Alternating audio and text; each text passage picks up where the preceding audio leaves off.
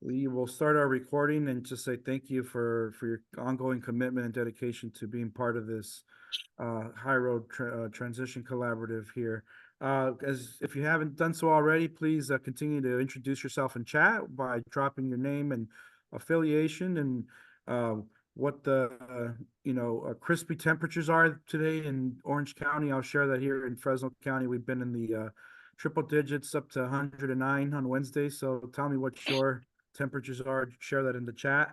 But we will start with public comment. For those of you who are here joining us that are not part of the HRTC, that wish to share some comments that you'd like this group to hear about, whether it's crispy 64 degrees where Johnny's is, or events going on in the community or comments you want to share, please raise your hand or put your name in the chat, or just come off mute and we'll recognize you and give you a chance to share a few comments. So I'm going to open up the floor for those of you who are here as guests listening in to do that.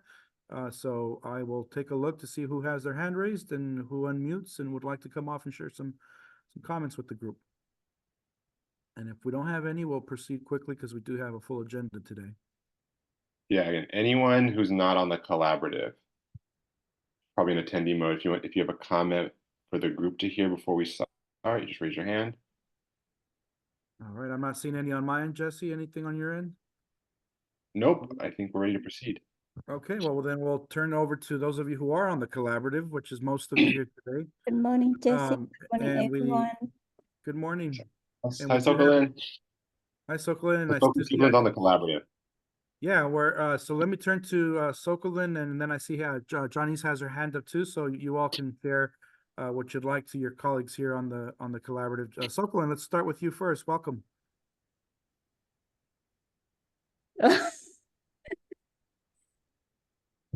Good morning. Good morning. All right. I think just to say hi. It was just like a greeting that you wanted to offer us, which is also welcome, Sokolin. Thank you so much. Johnny's, let's turn to you. You have your hand up. Good morning, everyone. Good morning. Pride, Juneteenth, and Black Music Month. Very exciting stuff this month. I am, excuse me, Johnny's Williams. I'm one of the community members for SERV. And I have a few events that are going on. Some of you guys know I have my hand in a lot of things. And so I'm just going to list a few and I'm going to put them in the chat. So this Saturday, there's two events. There's Jazz on the Green, and there is a musical that just slipped my mind, but I'll put the flyer in there. That are both of them are taking place at the same place, so you just have one location to go to enjoy those, and it's celebrating Black Music Month. And I believe this is a record for us, but we have 4 Juneteenth events in Orange County. So from June 15th all the way to June 22nd, there's 4 events. I'm going to put them in there. I'm the chair of the Health Village for the Orange County Heritage Council. And that Juneteenth event is on June 15th on Saturday. And just wanting everyone to come out and enjoy themselves. This is the first time Anaheim is doing this. And so we're very excited that they came to us and asked to have a Juneteenth celebration here. The other Juneteenth celebrations are in Buena Park, Irvine, which I believe is going to be the largest. And then there's a picnic that is going on in Santa Ana. So I'm going to put all that in there. And then I'm going to do a little plug, because I also am on the board for the Mountain Respite Camp, which is coming up in August. And we're looking for sponsors. The Mountain Respite Camp are for peers, people with lived experience for behavioral health. And so we want to put out the word to everyone that we really do want to fill up the beds this year. I believe it's August 14th. that this is happening, and I'm gonna put the sponsorship flyer in the chat as well. So I think I've done enough talking. So if anybody has any questions, please reach out to me. I have no problems answering questions. And if I don't know, I do ask questions. Bobby McDonald, I just saw him on here, so he knows about the events as well. And so hope to see you guys at least most of these events that I'll be attending. Thank you for your time. Great. Thank you so much, Johnny's. We will now turn to Linda, who has her hand up. Thank you. Just real quick, just to add to that wonderful list that Johnny's mentioned, the OC Arts and Learning Conservatory, Deborah Wondercheck and her team are producing Gospel Voices on Saturday at Chapman. So, I mean, I'm going. I don't know whether there's any tickets left because it's a pretty amazing program, but just wanted to mention that as well. Great. Thank you, Linda, for sharing that. And thank you both for offering up those community events that I hope many of you are able to attend. Anybody else want to make a comment or before we move on to our next agenda item? Anything you'd like Lo to share? podemos decir en español, Ismael, también. Sí, si gustan compartir algo, eventos que se estén aproximando en la comunidad aquí en el condado de Orange, que gusten compartir con sus colegas aquí del HRTC, por favor, prendan el micrófono, levanten la mano virtual y les damos unos minutos para compartir. Si gustan compartir algo o tienen una pregunta o comentario que gusten hacer. Ok, no estoy viendo a nadie con la mano en alto, so we'll move on. Don't see any hands up, so next agenda item is item number 4. We'll jump into this. And so this is an informational item. This is an opportunity to hear from some colleagues here on the HRTC. So over the last couple of meetings, our friend and colleague Ana Ursua from Cooperación Santana mentioned that there was there has been a series of community forums, and the last one of the 3 took place on May 29th at the Latino Health Access building in Santana, and it had over 100 attendees. The event began with the brief presentation about what California Jobs First is, followed by some small group discussions organized by industry. And this final forum was a collaborative of several of our friends and partners here on the HRTC, including Latino Health Access, the Cambodian Family, Thrive Santana, Cielo, the Kennedy Commission, Cooperación Santana, and Radiate Consulting. The industry discussions included healthcare and social assistance, manufacturing, education services, construction, and hospitality and food services. So we've dedicated the next 20 minutes or so here for Ana and Luis to delve into a deeper overview of what this discussion yielded with outcomes and how others in the community were able to take part in learning more and contributing to this process. So Ana and Luis, let me turn it over to you for an overview, and we've got to about 8:55 to provide this summary. Annalise, do you want me to share screen or do you want to for your presentation? I have it up, whichever you Yeah, prefer. if you could. Thanks. Jason. Yeah, no problem. Here we go. Let me put it in presentation mode. One moment. Okay.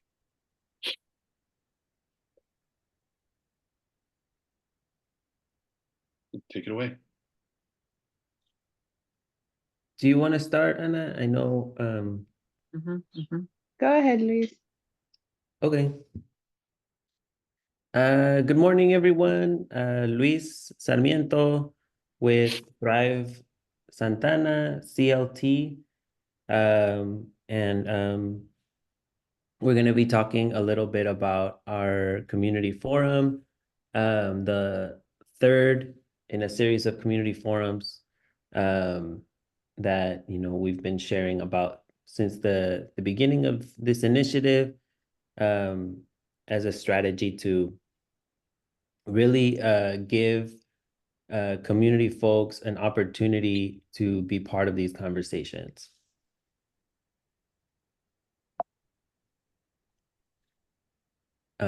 Thanks. So the first, just again, real general background on our approach. So Thrive Santana, Cooperación Santana, and basically a lot of the partners or all the partners that came together to put together these forums.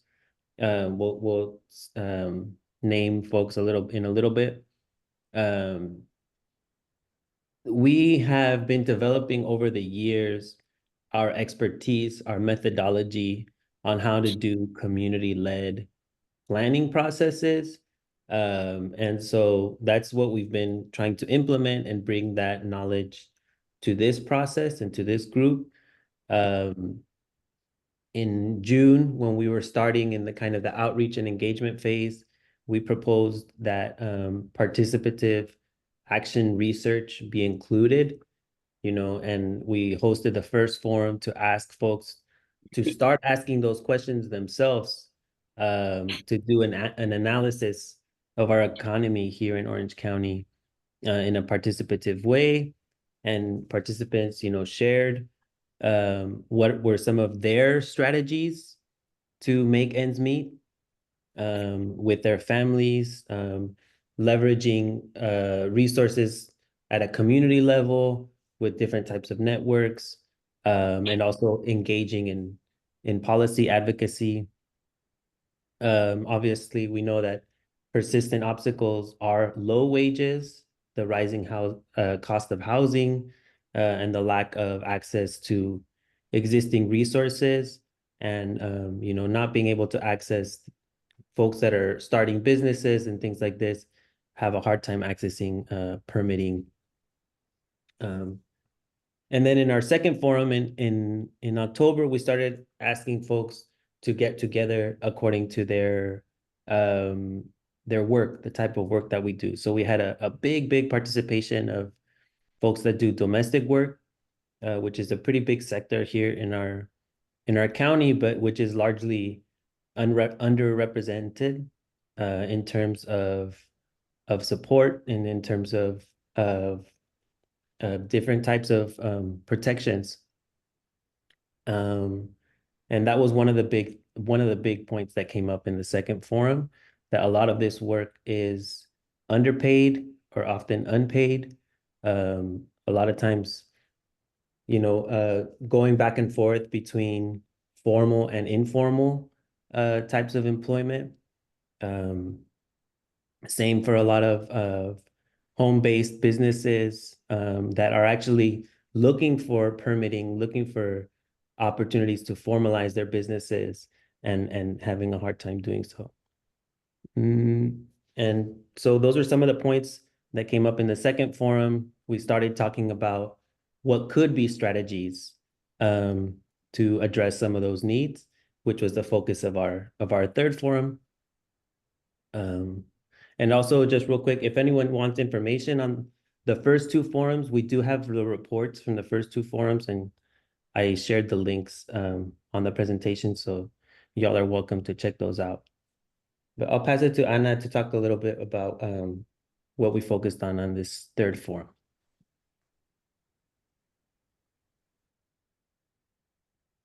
Luis, if you could keep going, I'll be right back.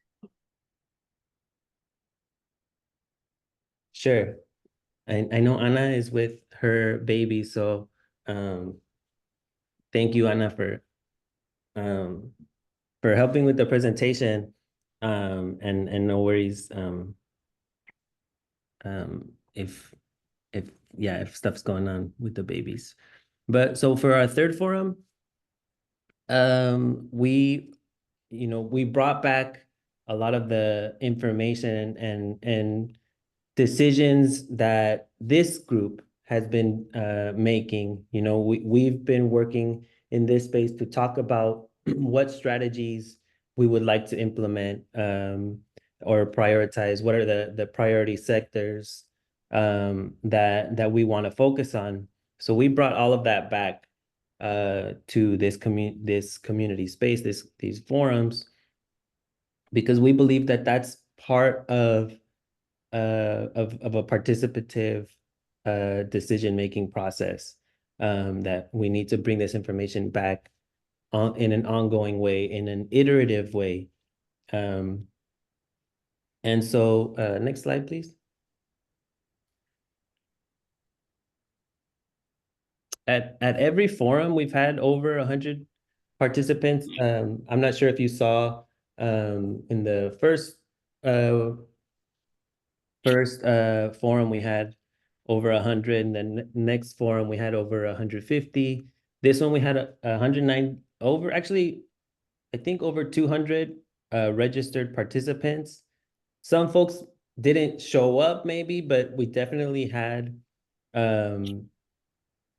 over 100 participants at the forum, participating in the small group discussions and in these larger review that we did.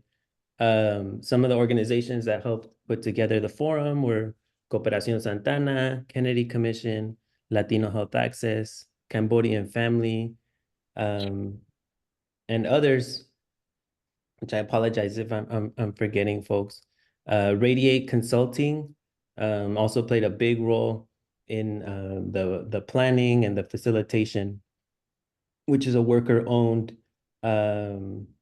cooperative of compañeras that do a lot of community outreach and facilitation work. Next slide. I can jump in also, Luis. Thank you, and thanks everyone for your patience. Yeah, so a little bit more about how we organized the space is that there were 10 small groups. So we took the opportunity to jump into where the HRTC is now, talking about the industries that have been selected by the HRTC, and also the 21 most voted strategies of the HRTC thus far. We were able to work in 10 small groups across those 5 industries, but also with the specific sectors that were identified. So you can see in the previous 2 forums, we were able to have conversations based on occupation. So we've been doing something similar all along, being able to hear the strategies and the experiences, particularly of people by work sector. You can see pictured here, community members from the Cambodian families focusing a lot on the health and social assistance sector. And then in the other slide, a group primarily of community health promoters, also focusing on health and social assistance. We can go to the next slide.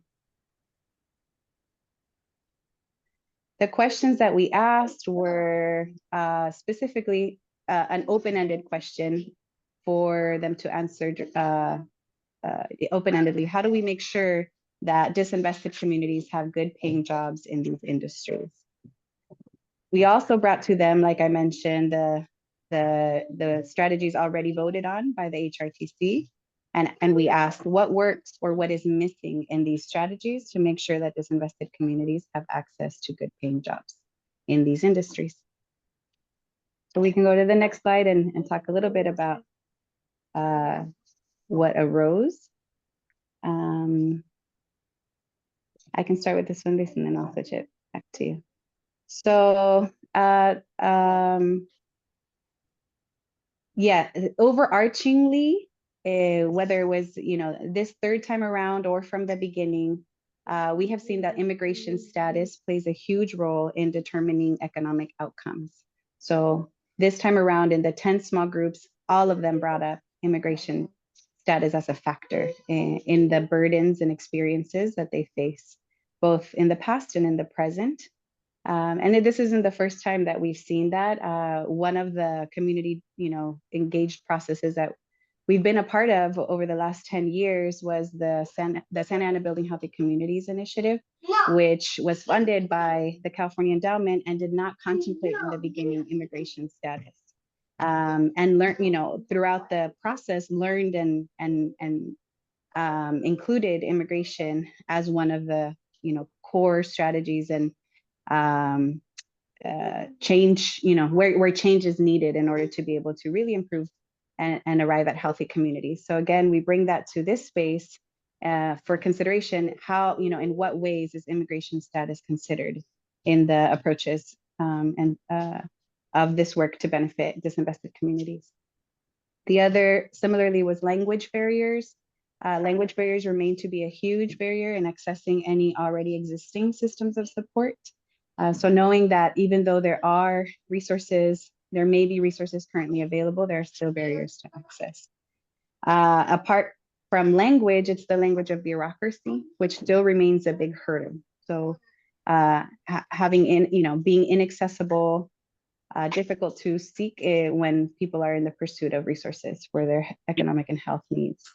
And that due to discrimination and unfair working conditions, higher wages that don't also entail, thank you, Ish, working more hours is more effective. So if there is, an increase, in wages without needing to work more as well, there's an increase in economic resilience. Next slide.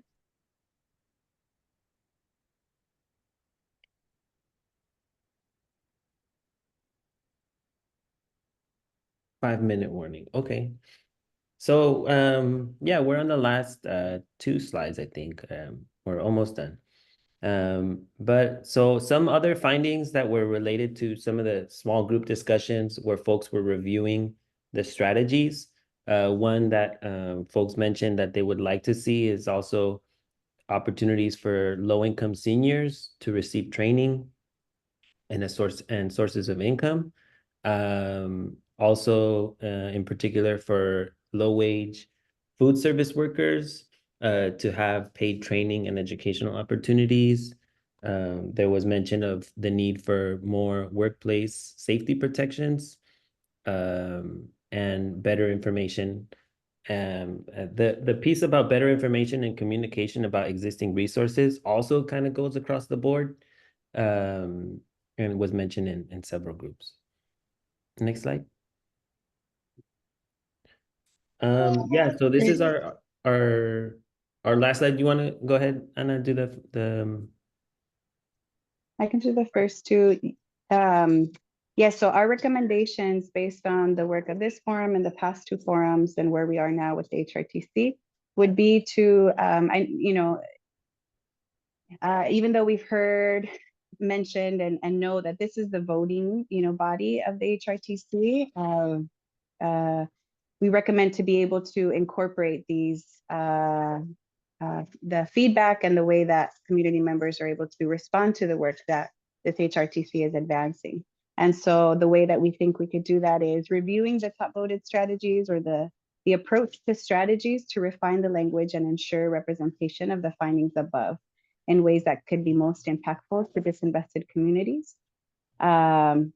The next one would be to continue to engage residents from disinvested communities in the subsequent steps that we have of the initiative. And this could either be by hosting community stakeholder meetings that residents participate in or other forms of direct participation. So even though this was the last of our forums under the community engagement outreach strategies, we really encourage and make ourselves available for continued engagement of residents. And the last two recommendations are also just I think a little bit more broad in their nature. There was some language in the strategies about circumventing barriers, to economic opportunities. And I think in general, we don't more than circumventing barriers, we want to eliminate the barriers that keep folks from participating directly, from engaging directly, and from accessing resources. So addressing those systemic barriers. And then also one thing that that seems to also be lacking is yes, we want to talk about greater these investment strategies for economic development, but also also make sure that we're thinking of the accountability of employers and the state as well. not the state of California, but rather our, you know, our local institutions, to what degree are we making sure that these economic strategies are being promoted by our local policies as well.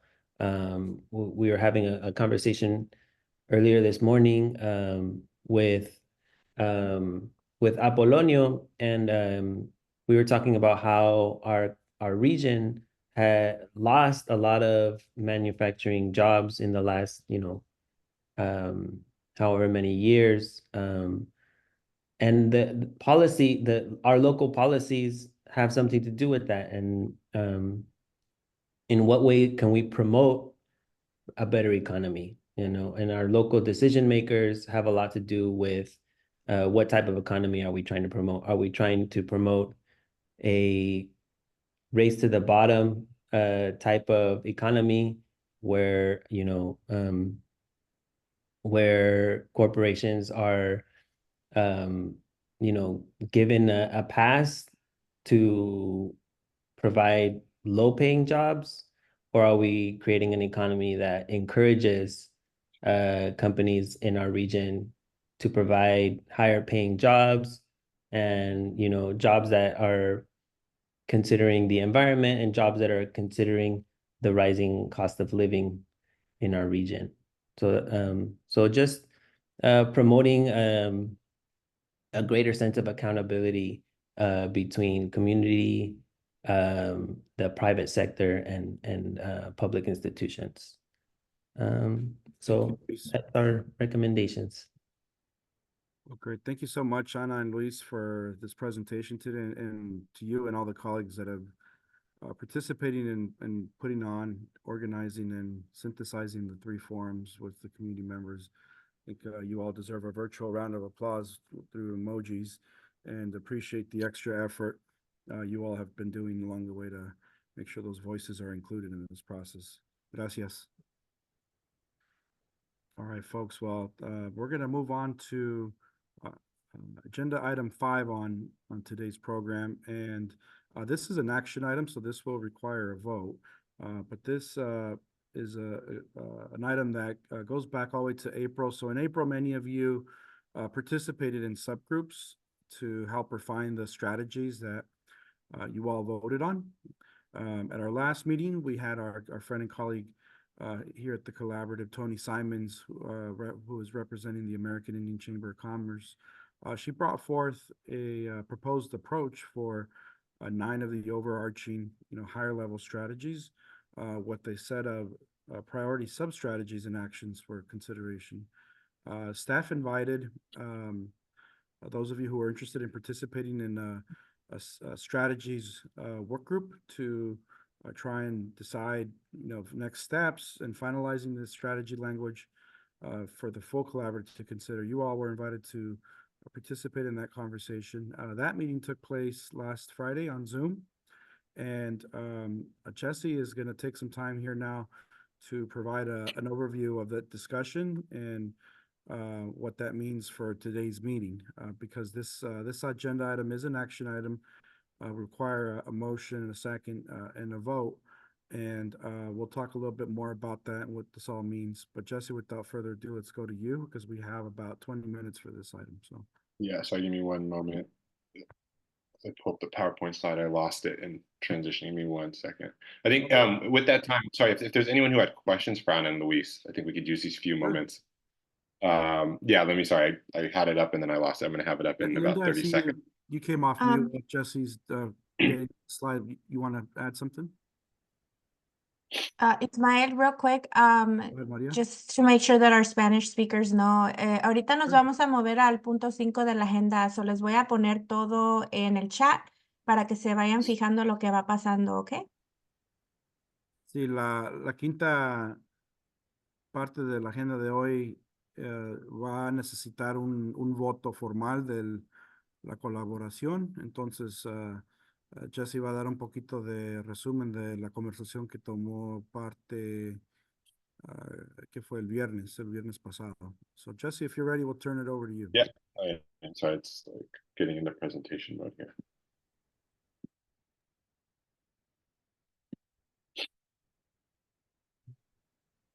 So I'll just keep while it tries to load up. So I think let's start with, why are we doing these strategies? And one is, first and foremost, it's required to be compliant with this grant that we develop strategies as part of our regional plan part 2. So to acknowledge that at the top. And it's a very valuable intermediate step as we go from these strategies into developing what will be project criteria, both for implementation for our region. So the state will have probably guidelines for for those projects that are implementation ready. We as a region can choose to modify them, add more requirements or other conditions, but also we have to develop primarily our own for Catalyst. And so, there will be a debate in the future in August when we meet up about how similar those documents are, whether they should be identical, similar, or far apart. And there's pros and cons for both, and we'll present those. But ultimately, like, the strategy should be something we look at when we start thinking about, well, we believe that these are valuable based on our strategy, so we should put something in here to ensure that we have project criteria. But I will acknowledge, once probably that project criteria is established, I think let's just be real here, that'll be a much more valuable document. That's my opinion, but you could see how when people are applying for funds, they're going to care about the project criteria more so than the strategy document. So I want to acknowledge that. I think where the strategy document, it does become valuable, are for the things that we don't put in the project criteria that we develop. So the investment sector coordinators that we're also going to have a little bit of a discussion later today, but we hopefully will select them in July,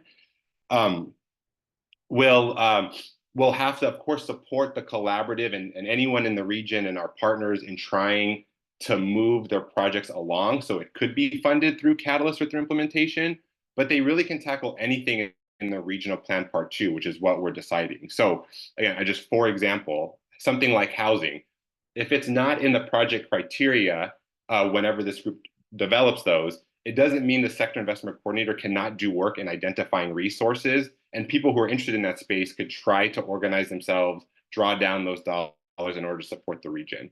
So I would say, like, that's how you have to look at, why we're doing this and what's the importance of the strategy or the strategy framework. And so here's where we're at. I'm sorry, like, it's not going into presentation mode for some reason, or here we go. This might make it a little bit easier. So the group met. They would like to, Tony, I know, presented on, she had like 9 umbrella strategies that really just talked about categorically the things that were surfacing. And then she had a document based on sub-strategies. So the subgroup, and I think people are welcome to join the subgroup after this call, would be to finalize whether every major theme has been encapsulated. And then they would go ahead and try to review all the work that all of you did back in late March, when you kind of went, strategy by strategy as best you could and tried to reword them. So they would like to take all that work and then rewrite the strategies in order to accommodate all the work that was done prior to this. What they would then like to do is place the 21 strategies that were voted on, again, and refined, but also they want to think about some that weren't in the top 21. Note here that the state has no limit in the number of strategies. The 21 was something that was self-imposed by this group. Originally, there were 6 strategies. This collaborative decided to split it up to make 7 categories by splitting up health equity and environmental equity. And then the plurality of this group decided that we should pick 3 in each category. Remember, the list was over 100 to choose from. And so in a way to focus ourselves, the group decided 21 was the appropriate number. The collaborative can decide whether they still like that number or not. And then the group will define, where these new refined strategies go under the state's new guidance document. And as I mentioned before, I would say we're somewhat of a victim of our own success by being ahead in this process, or I would say being just on time. I won't say we're ahead of other regions, but we're on time as far as deliverables, that the state released guidance that we now have to kind of back our way into. I still think that it's not a bad thing, because I think our strategies are authentic, that I think other regions who look at this will probably write strategies to meet the document instead of it authentically coming for what are the values and priorities of our region and then trying to make it fit into the regional plan part 2. The state also knows that we were very far ahead, and so they recognize that our strategies may not fit the document to a T, and they acknowledge that. I think before I go into the current process that was previously approved before, and then this group can decide whether we want to modify to this new process. I'd like to allow anyone from the working group, Tony, Anna, others, would like to chime in here on what we want to accomplish with this updated and kind of somewhat of a pivot, but this updated process.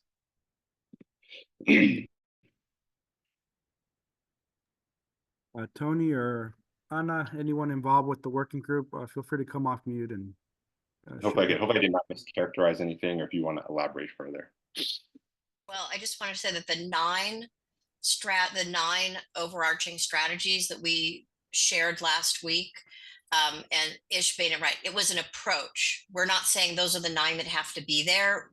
The suggestion is by having 9, 10, 11, whatever it needs to be, and then fitting all the different activities that people have been working on is a way to move everyone forward rather than continuing to dwindle the list down, so that what often falls out is the things for disinvested communities. It's just the nature of prioritizing.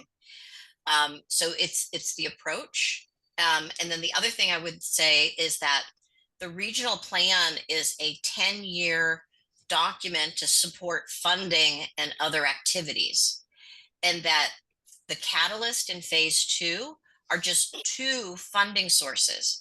So our strategies need to be broad enough so that as funding opportunities come forward, groups can use the plan as the backbone to go get other money. And so that's our concern, is that if we continue to narrow strategies and a great funding opportunity comes in the Enviro area, or we could build a hospital and we haven't specifically said we want a hospital, that we might be limiting ourselves.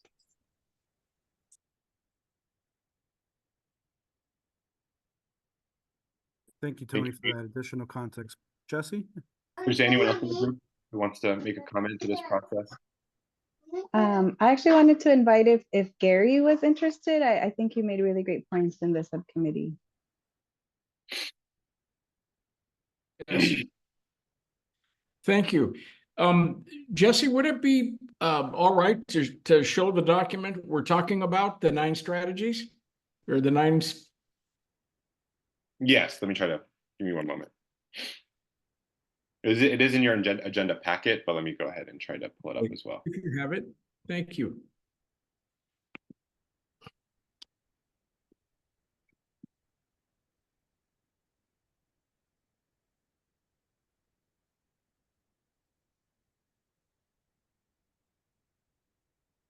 And while we have Jesse's pulling that up, I do see a comment or question from Cesar. Good morning, everybody.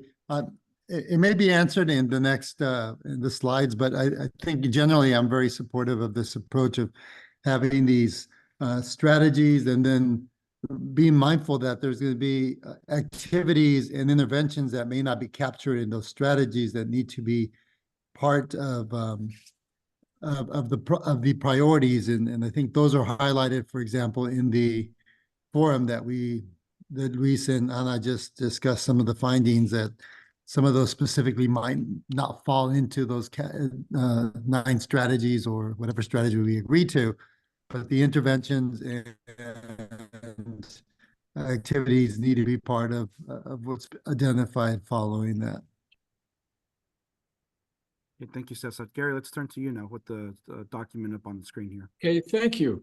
Hi, everybody. At our meeting last Friday, we looked at this, and one of my concerns was, I have nothing against the strategies. I support them in that process. Item 9, sustainable environment, I got concerned with actually the language. Basically, make planning and development decisions that enhance the environment or at least do no harm. And that last phrase, or at least do no harm, is like saying we're going to accept the status quo. My point is, I've never seen anything in this entire process since it started that basically says, you know, let's not do better. let's accept the status quo. And this phrase says the status quo is okay. And so I do want to work, and I'll help, but to change that. The other part of our Friday meeting came, and then Tony was nice enough to work and kind of restructure these. And my concern is I'm not finding any fault, and I understand how this works. But at the same token, in the 9 structures, in the 9 strategies that was rewritten, there was not the mention of a word of environment, of resilience, of climate. And yet, if you look at the state guidelines, a significant part uses those terms, and that's a part of most all of these strategies. And so, you know, I think we can't omit or delete those words. We have to include them. And so that was my point. We're willing to help work, and I think the strategies is the way to go. But I think it needs a little bit of work. Thank you. Great, thank you, Gary. Other comments or questions from the group for this discussion? Anna, I see your hand went up. Go ahead. Thank you. Just to add that the helpful thing about working with the umbrella strategies is that we would improve that language, particularly to address what Gary mentions about not staying at the status quo. And the other is that it'd be able to be a lot more inclusive, because when we do reduce and vote and prioritize, and oftentimes the less represented groups, like the groups around environment and climate justice, and the disinvested communities, which might have 2 out of the 90 seats on the HRTC, or 8 out of the 90 seats on the HRTC, are at a disadvantage when it comes to the voting. So the idea is to be more inclusive in this approach, and update the language. Thank you, Anna. Annette, I see you have your hand up. Welcome. Hi. So, when the group that's working on the theory of change, one of the things that we found just in trying to put together that document is just space. And one of the things we kind of talked about in being able to write all of this out in these little boxes was to just have these guiding principles that were just centered around everything that we do will be focused on, let's say, disinvested communities, or have a climate component in it, or whatever we decide those guiding principles are, so that regardless of any kind of language, we know that at the basis, we mean this. And that was kind of the thought that we had in trying to just get everything into the logic model, to be able to state that, because we were needing to condense in words, not to necessarily water anything down, but just a thought. Thank you, Annette. Other comments or questions before we Yosefa, go ahead. Yeah, I just appreciated the comments about guiding principles, as the way that we've been seeing guiding principles is like your values and action. And when making decisions, these guiding principles are the roots of how you make those decisions. So just appreciate that call out, because those guiding principles should guide how we make these decisions. Other comment is with regards to number 8. Just more recently, I've been seeing a lot more literature around cultural competency evolving to cultural humility and cultural cultural humility and then cultural, I'm forgetting the other term, but essentially looking at that as more with competency. It's kind of like it implies that there's a level of competency that we will all achieve, versus humility is just an evolving, constant striving towards understanding cultural awareness and implement and practices and principles to address cultural competency. So competency is just like, it's a status versus like an actionable thing. So just wanted to lift that up around language and considering like cultural humility over competency. Thank you, Josefa.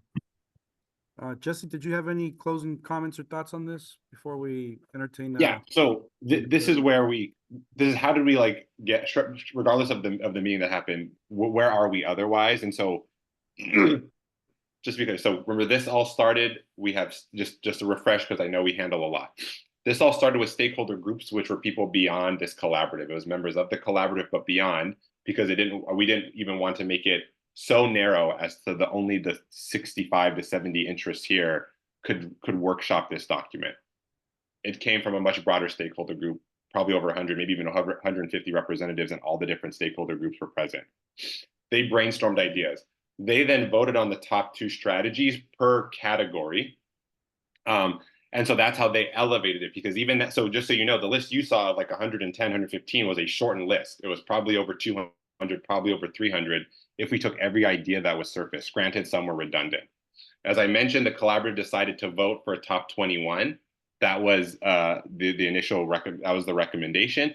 There was no editing of the strategies done from the stakeholder groups, right? So OCBC, no one kind of wordsmith it, combine things. We wanted to keep it as democratic and as authentic as possible. There are pros and cons of that method, but we didn't feel that we could not put our thumb on the scale at that time in order to get something for you to vote on. So you voted on a pretty raw, very open set of lists.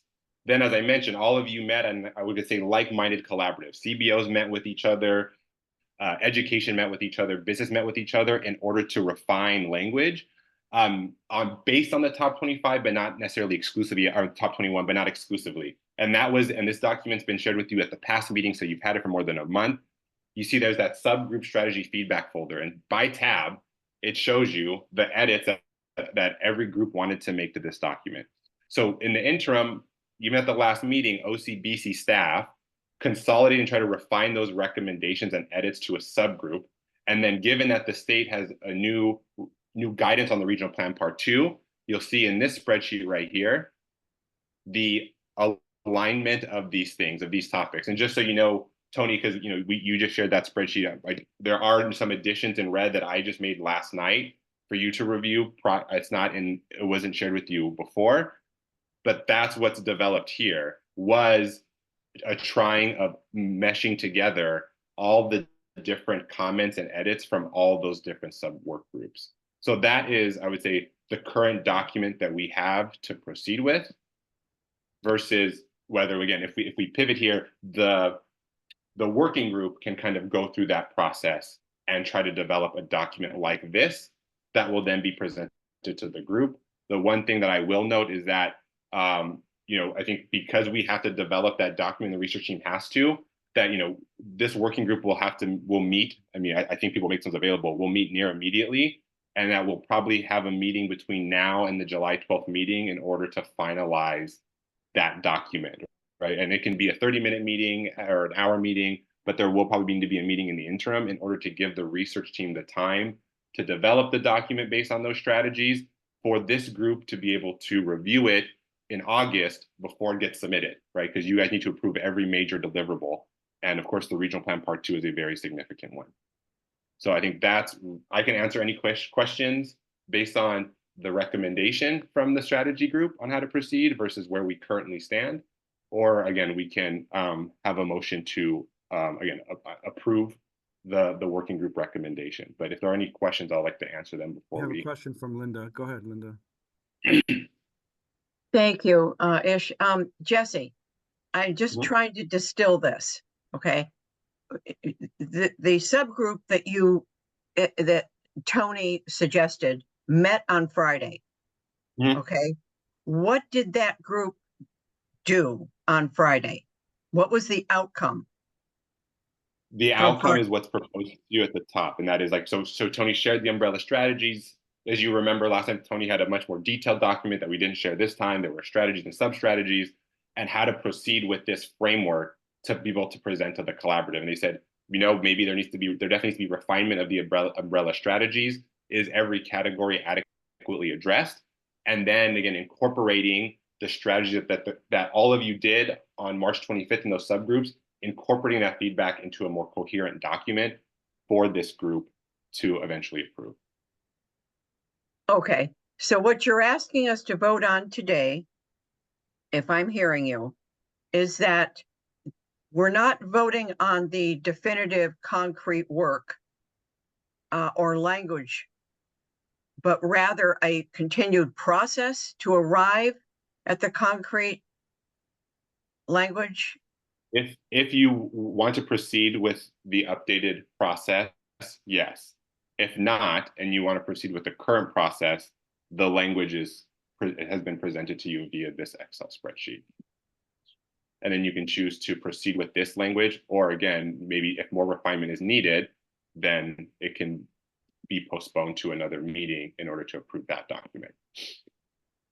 So if we want to proceed with the recommended process by the working group, right, that final document will be worked on and then presented to you between now and the July 12th meeting.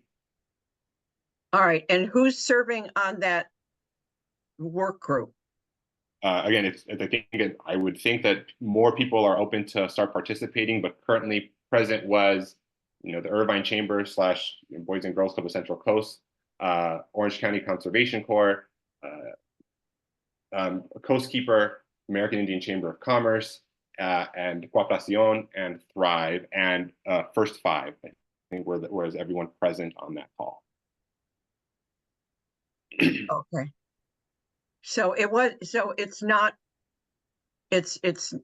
necessarily a very reflective perspective. It was definitely an opt-in of 65 organizations. But it was an opt-in. No, I Again, understood that. The document would have to still go to you. That's the whole point as well. So if people feel like it's important that we have one person, then OCBC can actively recruit / volunteer people to join, if that's a concern, or of course, just by showing it to the whole body is a way to make sure that those opinions are expressed in the document. Yeah, I just my issue is this. Having worked with the people that are on that committee, knowing that they're well-intentioned, knowing that they're very smart, and certainly smarter than I am about the bureaucracy involved in this process. I still am concerned, however, that the work that we all did as a coherent body to get to this point is somehow going to be translated or interpreted in a different way now. And yes, it will come back to us, but it's not the same as the original process we went through. That's what my concern is. It is going to be translated and interpreted in a different way. Yeah, I would say that it's still right. There is translation interpretation, but it's still going to be based on all the work on that March. So that subgroup strategy feedback, where we just verbatim in red wrote over all your comments, it would still be based on this. Again, I wouldn't say it's a complete rewriting, but right, at the end of the day, right, decisions have to be made on how we're going to make it a coherent document, considering that there's 70 people's opinions on this word and this clause and that clause. So that's true, but it would still be based on that. It's not as if we're looking to completely rewrite the strategy that all of you voted on. So that maybe not. That's I'm going to put you on the spot here, Jesse. Okay, and I'm sorry to do this, but what is the staff recommending? That you're in the driver's seat on this. What is the staff recommending in terms of, shall we sustain the process that brought us to this point? Or are we recommending that we enter into yet another process stage to reevaluate, reinterpret, and retranslate, or what have you, re-engineer the language? I'm sorry, but I have to ask. Yeah, and then I'm sorry, I can't, it's not appropriate for me. This is a collaborative decision. Let me turn to Luis and Andrew, because we are getting close to time here. We do have a presentation that's coming after this. Linda, your comments are duly noted, and I'll explain a little bit about the next steps with this action. Luis, and then we'll end with Andrew. Thank you. So two things. One, I want to go ahead and make a motion to approve the process that's being recommended by the working group. And also just to say that, yeah, I think all of the work that's been done prior is still in effect and is going to be useful for me. I think that process that we did of reviewing the 21 strategies, looking at the spreadsheet and looking at the language, is still very much has been very helpful. And I think it's important that we took those steps to familiarize ourselves with those strategies. Where I think the working group felt that there was more work needed was around what is that guiding framework that pulls all of the strategies together. So with that, and then again, also the invitation is open for anyone that would like to join that working group to do so. And so, yeah, with that, I would like to make a motion. All right, thank you, Lisa. Your motion is duly noted. We're gonna turn to Andrew and then I'll invite a second to the motion. But Andrew, let's go to you first. Yeah, I'm gonna second some of the language from Linda earlier about my concerns with the process of this working group. Looking at the spreadsheet, this is the Jobs First Collaborative. This is about resilient communities, and there was one mention in the document about jobs, one. So I'm deeply concerned about the direction of those strategies, and understanding there's probably some confusion as to, well, the subgroup did this work and now we're going to do it. I'm going to make a substitute motion that we table this item to the next SURF meeting, and so we can have a larger discussion about these new set of strategies, and see if some of the concerns of the group can be dealt with as part of this conversation. Hey, Ish, I'm so sorry, I need to step in. So there was already a motion on the floor. The way it works, it's either there's a second or there isn't. The moment that there is a second, it ends discussion because of voting, because Luis already put a motion, so we can't have a motion on top That's of the first motion. That's correct. We're following. Yeah, so at this point, Okay, we well, wouldn't- okay, that's fine. motion Then on the floor I'm gonna advocate against the motion We'd have and ask for a no vote from the body. Okay, so at this point, Ish, we would need a second. If there's no one that seconds Luis's motion, As a, I would like to second the motion. I would can like to you second identify Daniela's yourself? motion. Yes, Ana Charco with Latino Health Access. Okay, thank you. So there's been a motion and a second for the action here in front of you. The motion is to approve the recommended process by this working group, the sub-working group. Let me just a couple points that are important here. Because of the significance of this vote and the potential pivot of the work, we're gonna do we're gonna drop in the chat an electronic vote. So there's using the Google platform, each of you will have a chance to cast your vote. Yes, no, abstain. So Maria will be doing that here in a second. And then let me make clear what a yes vote means and what a no vote means. So a yes vote means that you a yes vote will it directs the staff and the subgroup to continue refining and finalize the strategy language for the collaborative to come back and approve on July 12th during our in-person meeting. A no vote allows the original process to proceed with the refined language presented to you for approval. So any questions on what a yes vote means and what a no vote means? Yes, a question. Ana? What about the part of the continuing this conversation for the next meeting is what I heard. Could that be the no vote for today? Well, because of the way that the motion and the second was made for the proposed action, it would be what I just described. Unfortunately, it would have to stick to a yes vote means that the recommended process of the subgroup is continues, and that does mean that you have the time to work between now and July 12 with those that want to that are currently on that subgroup and who want to join the subgroup. The So no vote. again, I would say the one point is like that the idea further to, I mean, the collaborative will do what it wants to do. It's not a wise one because again, like the research team still has to write a document per the state guidelines, which is in your agenda packet and was shared previously. So they need time to do that work, which will probably end up being a 100-page document. Given the number of strategies that we have, given the 10 industry sectors they have to do analysis on based on the decision that was voted. So if we're going to proceed with the recommended process from the working group, that working group will probably have to meet next week. And then we will have to submit, again, we will have to meet between June 7th and July 12th in order to make sure that we approve that so they have adequate time to start developing that document. And again, that document will be shared with you prior in case there are changes that need to be made to that document, but they do have to start the process, again, relatively soon. We can't wait till July 12th to be able to make this decision. Plus, we already have a lot of major decisions to be made at that meeting anyways. Unless you want that meeting to be half a day or full day, it's not feasible. Yeah, so because of that and because of the way that the motion and second have been made, we need to proceed with the vote here.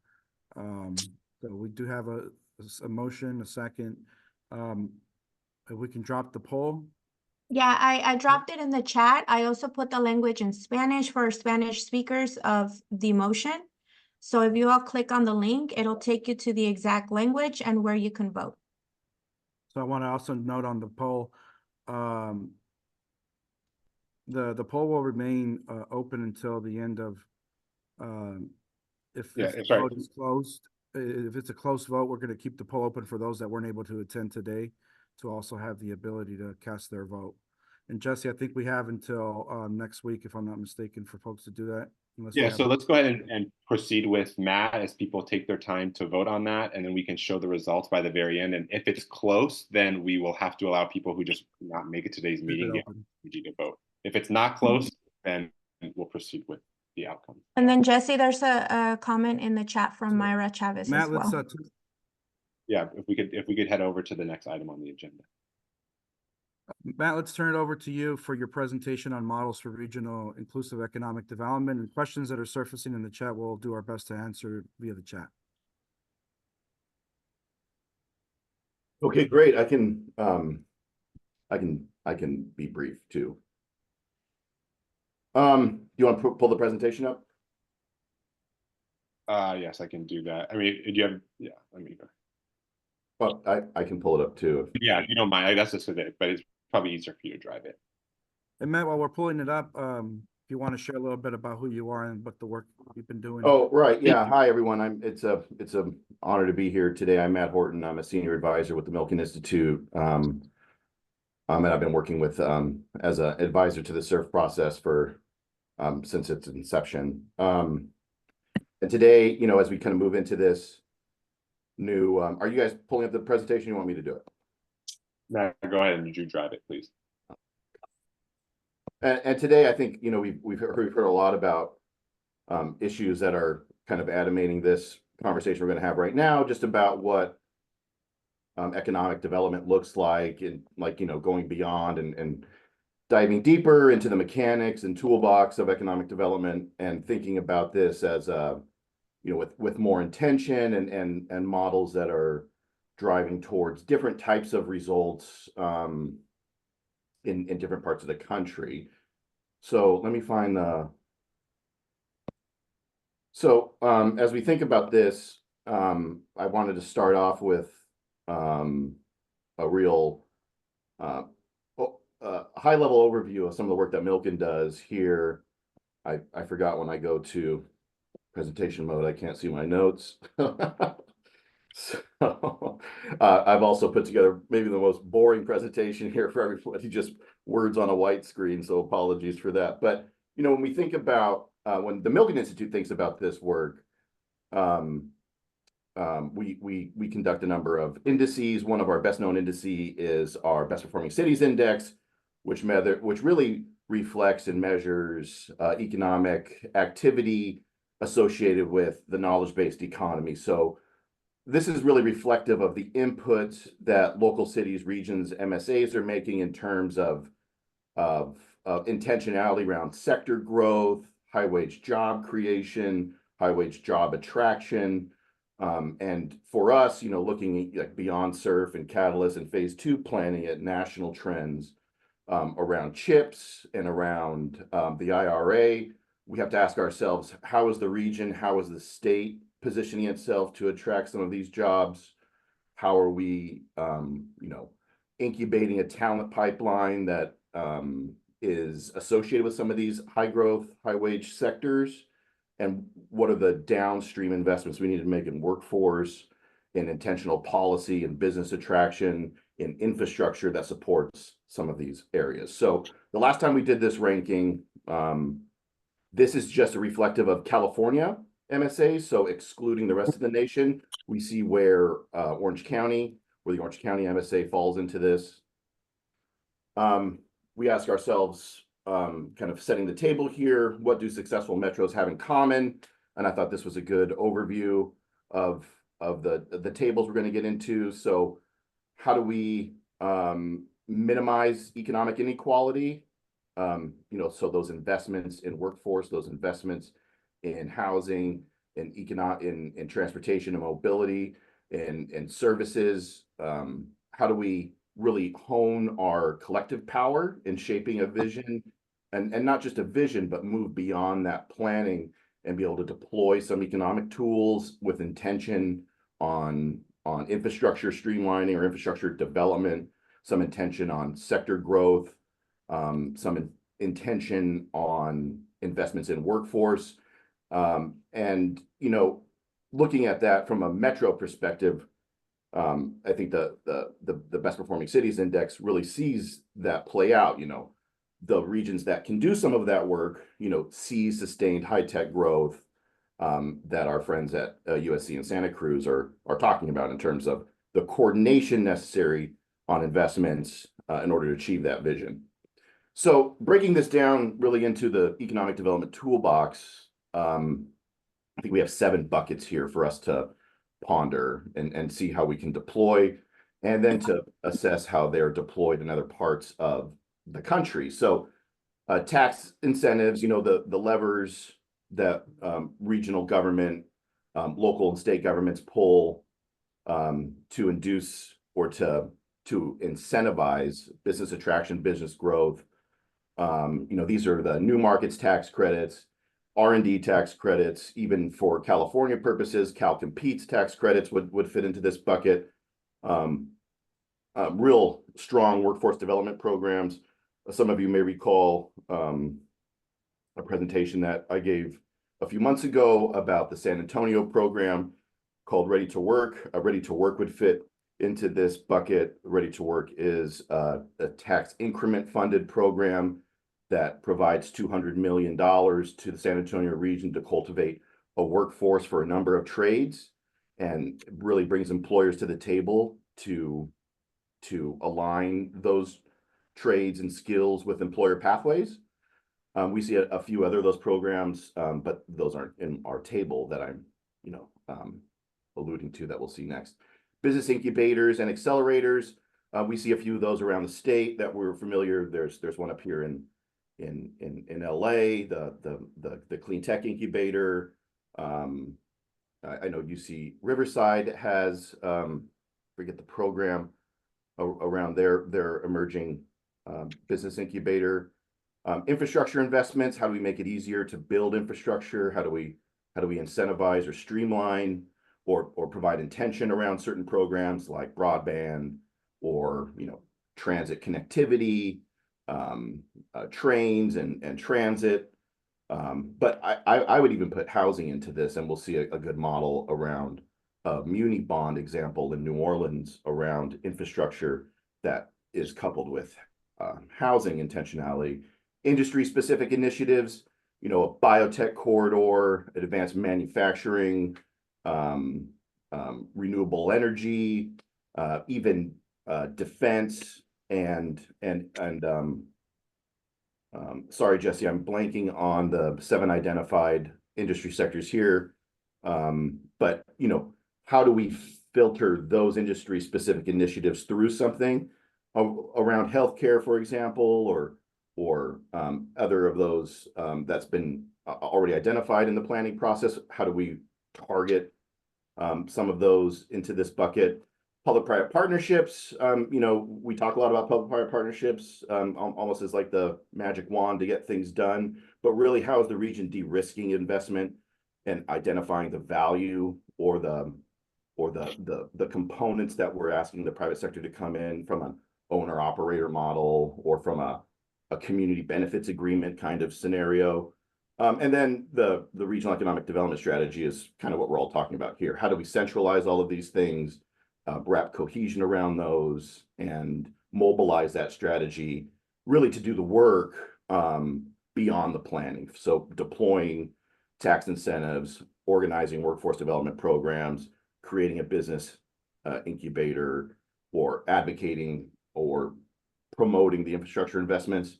That's really what the development strategies all boil down into.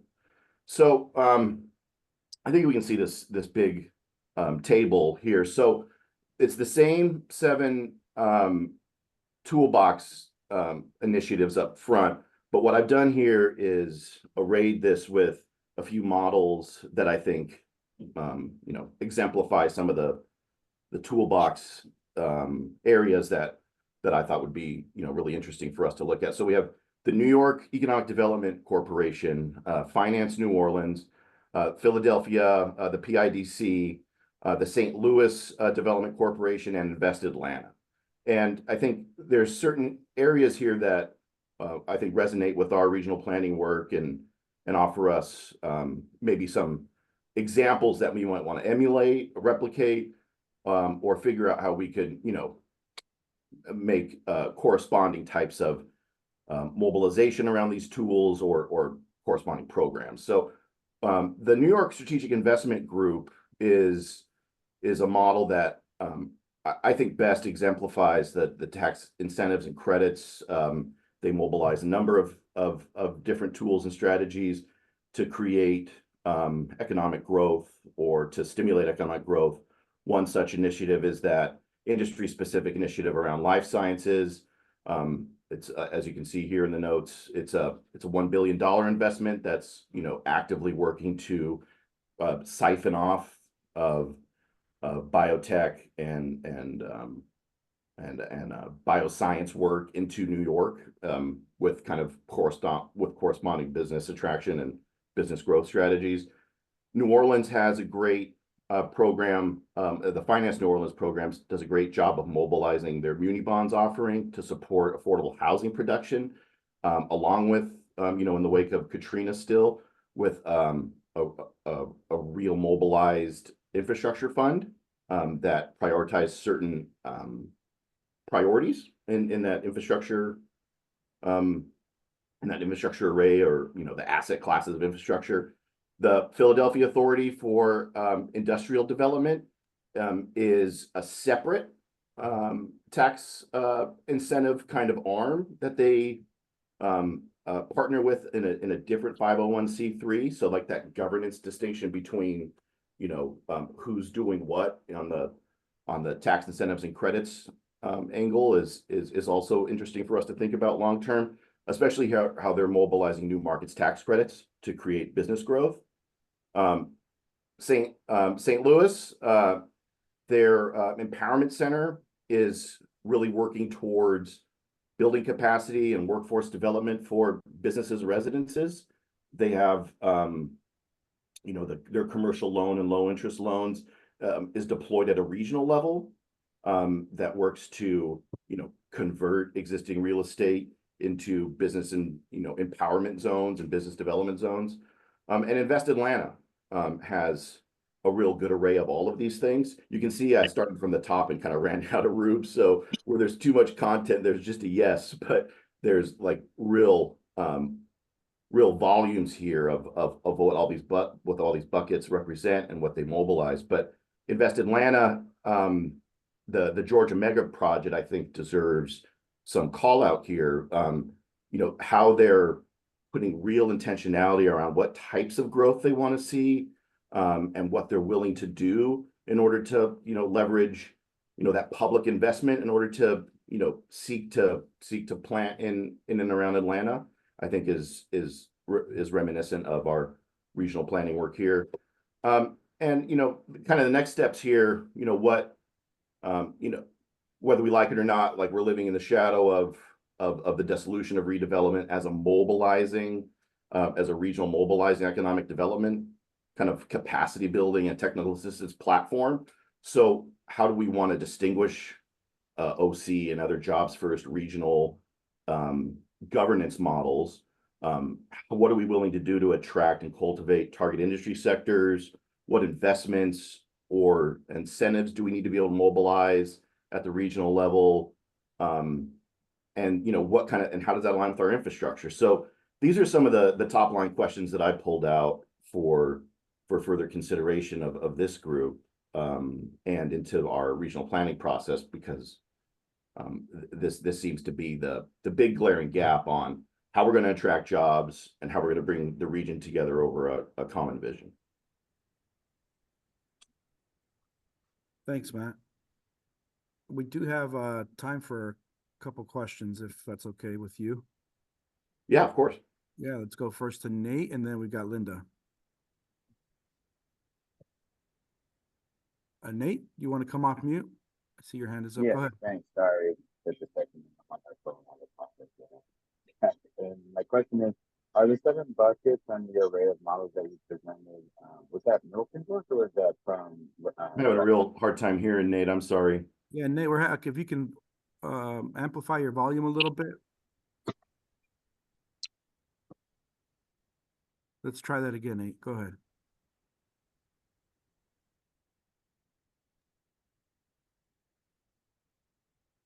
Let's go to Linda, and then we'll come back to Nate. Go ahead, Linda. Thank you.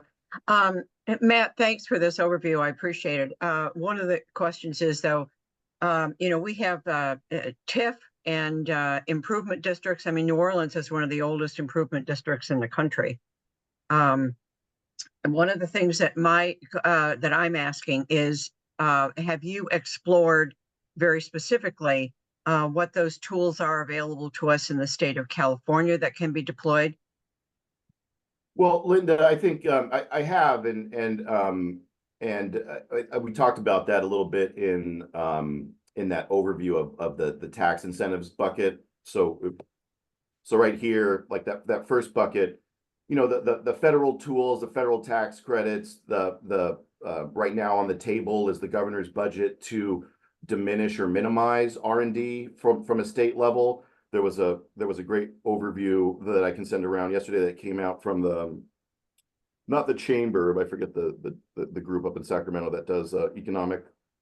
But you know, California's been historically very successful in mobilizing R&D tax credits, and how that adds to the, you know, the state GDP in terms of business growth and jobs and yeah. But so, Matt, I was talking about, though, the overlay of improvement districts, which are usually city or county based.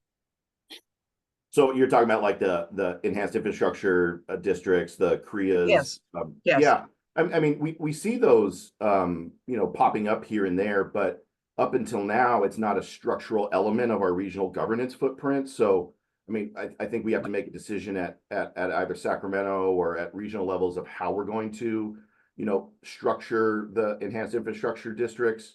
To mobilize, you know, I think redevelopment used to mobilize around 20% of tax increment for affordable housing use. So, I mean, like beyond the, you know, the political fallout of that, you know, how can we replicate that as a structural element seems to be the question, and maybe not an optional element. Okay. But they are available in the toolbox, though. Well, they're definitely available in the toolbox, yeah. and there's a number of models even in the county. I think Placentia started an EIFD. I don't want to call anyone else out. I might be wrong, but Larry Cosmot and Cosmot Companies does a lot of this work. I know. Yeah. Structure the EIFD for the municipal, you know, the détente between the cities and the counties that needs to happen. Exactly. Thank you very much. Thank you, Linda. Thank you, Matt. Nate, thank you for dropping your question in the chat. Matt, if you have a chance, go into the chat and see if you can respond to Nate's question. We do have. Well, I'm going to stop share so I can see the question. Yeah, and we have two hands up. We probably only have time for one brief question. So I think I saw Doug's hand go up first. Ursula, if you don't mind putting your question. And I'll be brief. You had a more unified collaborative power in regional governance. I've noticed over the years in Orange County, our 34 cities, it's hard to get them to row in the same direction. Our Board of Supervisors doesn't seem to, be able to have complete oversight over that. Is that what you mean by this? Are some areas that they have one governance body that kind of is pushing something or pushing an agenda? Yeah, so those, so whether it's the New York model or the Invest Atlanta model or the PIDC model, those are specific governance entities that, have a mission and a function to deploy those deploy the toolbox and to take in, regional, on some level, regional input on priorities and see those priorities through the deployment of the tools towards implementation. So, I think our regional models stop short of deployment and implementation, and because we stop really at that strategic planning point. So if we're going to replicate some of these models, we're going to have to get to that regional deployment, regional implementation focus in ways that kind of stretch the idea of what we currently incubate as regional government. Thank you. Thank you, Matt, Doug, for your question. And Ursula, thank you for dropping your question in the chat.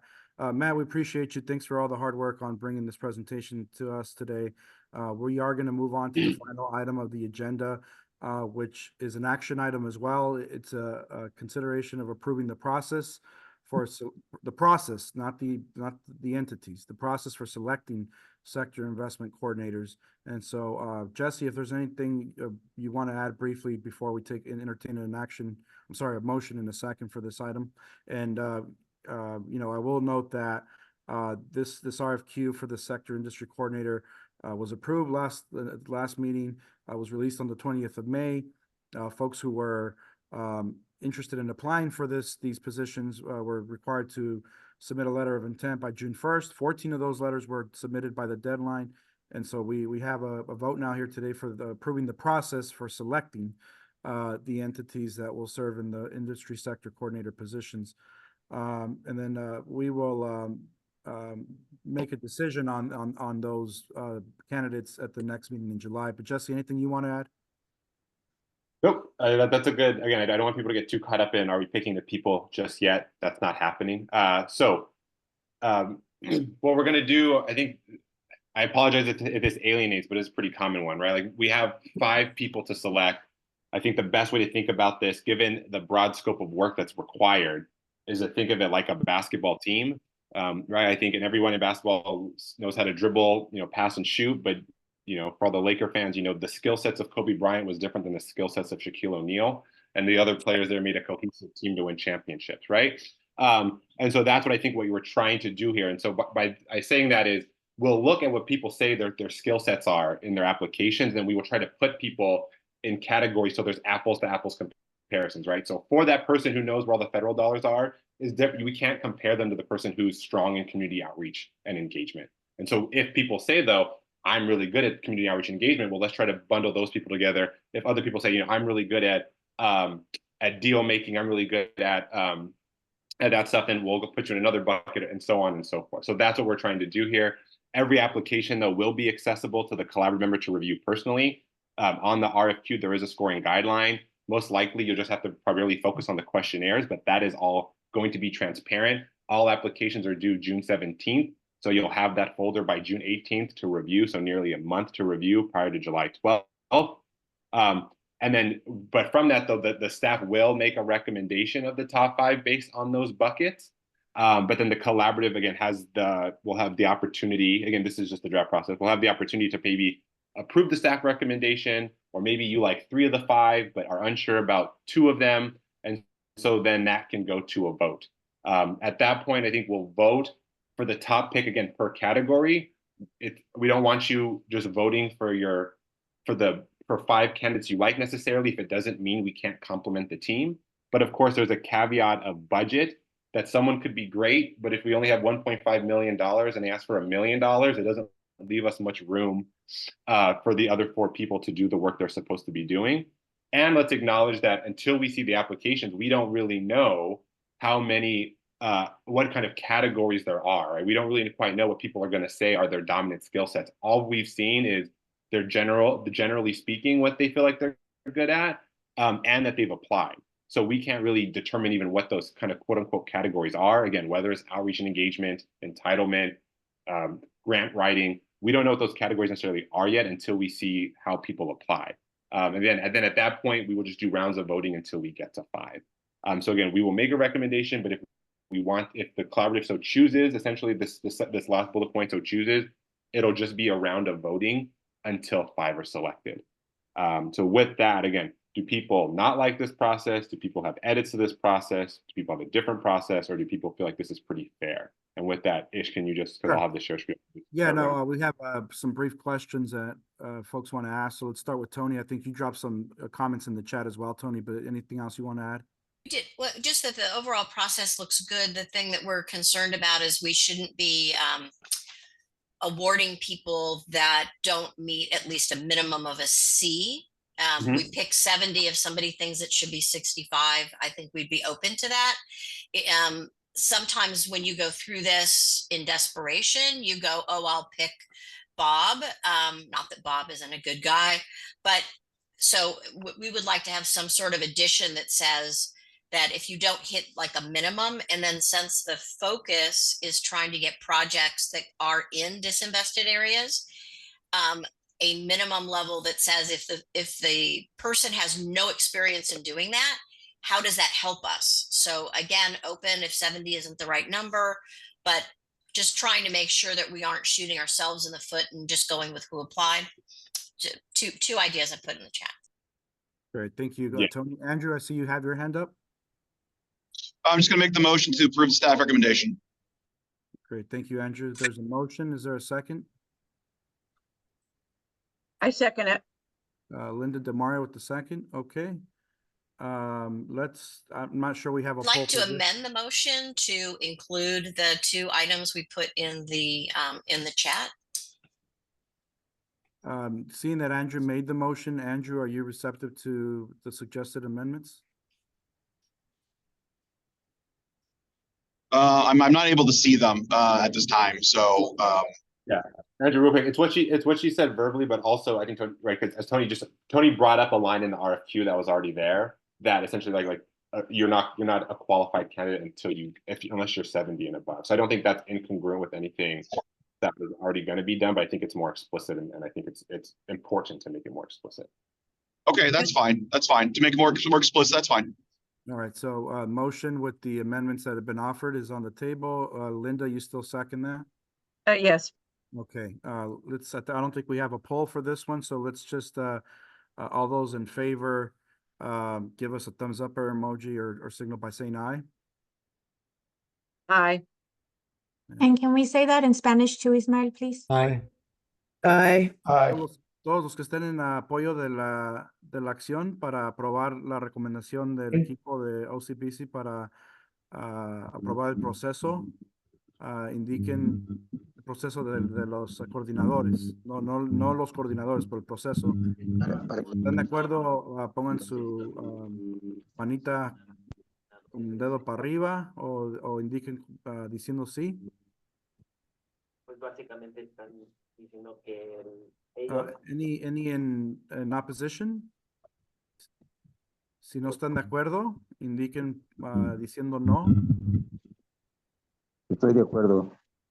Yeah, Polonio casts his vote as A. Okay. No, I don't see any nays, any abstentions.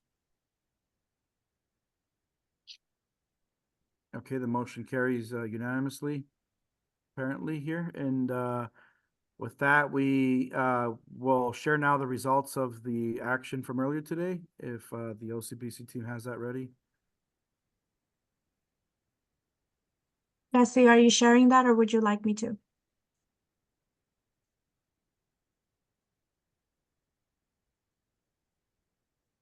You could hear me, Ish, right? I can. Can you share it? Go ahead. Okay, I'll share.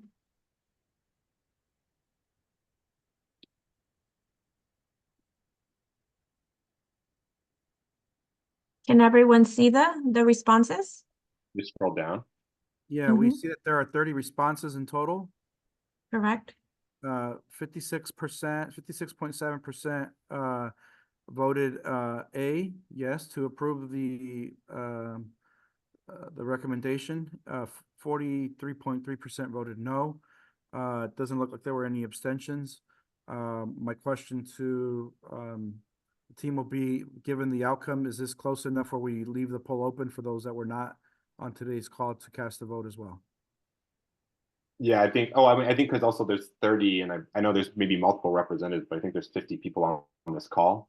So I do think we have to leave that window open in case there's people even on this call who did not vote, and people that email us that they couldn't make today's meeting. So we will do that, but I think we have a general sense of where this is headed, and Marie and I will work on setting things up to get the ball moving, pending that there, assuming there is no change in those results. But we should allow people to be able to vote. Great, And can thank you let them know when it closes, what date and time? I think what I'll recommend is a follow-up email to everybody that has all the details of where we stand and what the deadline is for casting the vote if you weren't able to cast today. If that's okay with Maria and Jesse. Yes, or one and more time to make the decision. Yes, absolutely. We'll Okay. follow up later, first thing Monday. Okay, we have one really quick question from Linda, and then we got to wrap here. Go ahead. Yeah, I'm Linda. having a really good morning here. I'm sorry. But if the poll goes in the direction that the subgroup is going to work on the new approved process as opposed to the original, I volunteered to serve on that subcommittee. I think we need to take a look to make sure that labor is on there. Small businesses. I think we have to take a look to make sure that subcommittee is reflecting the sort of the drivers of the main categories. Otherwise, I think it could be skewed. And again, I'm just suggesting. Okay, thank you. Thank you, Linda. We can work on ensuring that one representative of each of the Yeah, stakeholders. I think that's probably wise. And then we'll emerge, with a really qualified perspective, I think. Okay, duly noted, Linda. Thank you. And that's, I think, an invitation to all of you from those other sectors to volunteer, and as Linda is encouraging you to consider. Okay, well, wrapping up here, our next meeting is scheduled for July 12th. You've already heard we've got a full agenda. That'll be an in-person meeting. There'll be lunch provided. Networking and lunch will start at 11:30, and the meeting will begin at 12 sharp. This will be an in-person meeting. You'll be getting some follow-up from the OCPC team on location once that's been secured. Please keep an eye out for an email from Maria regarding the logistics for that meeting. And please plan to be there from 12 to 2 p.m. on July 12th. So in-person meeting in July. Thank you for your active participation today, for all the comments and discussion. I hope you have a great weekend, and we will be seeing you in person in the next month. Take care, everyone. Bye, everybody.